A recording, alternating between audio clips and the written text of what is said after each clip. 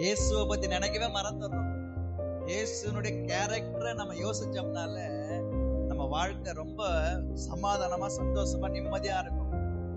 உங்களுக்கு பிடிச்சவங்களை பத்தி நீங்க யோசிச்சுட்டே இருந்தீங்கன்னா உங்க மைண்ட் வந்து ஃப்ரீயா இருக்கும், ரிலாக்ஸா இருக்கும், சந்தோஷமா இருக்கும், உங்க ஃபேஸே பிரைட்டா இருக்கும். ஏன் அப்படின்னா அவங்க உங்க மனசுக்கு பிடிச்சவங்க, அவங்க உங்க மனசு ஆளுகை செஞ்சிருக்கிறாங்க.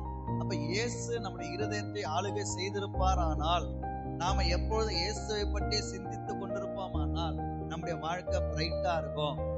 இயேசு நம்ம வாழ்க்கையை பிரைட்டா மாத்துவார். ஆனா இன்னைக்கு நம்ம உலகத்தை பத்தியும் உலகத்தில் உள்ளவைகளை பத்தியும் நம்ம கஷ்டப்படுத்துற காரியங்களை பத்தியும் சிந்தித்து கொண்டிருப்பதனாலதான் நம்ம முகம் எப்பயுமே வீங்கி போன மாதிரியே இருக்கு, அழுக்கடைஞ்ச மாதிரியே இருக்கு. நம்ம முகமே வெளிப்படுத்துது நம்ம ஏதோ ஒரு கஷ்டத்துல இருக்கிறோம் அப்படின்னு. ஆனா இயேசுவை பத்தி சிந்தித்து பாருங்களேன். உங்க முகத்தை பார்க்கும் போதே முக பிரகாசம் வெளிப்படும், உங்க முகம் இயேசுவின் சாயலை வெளிப்படுத்தும்.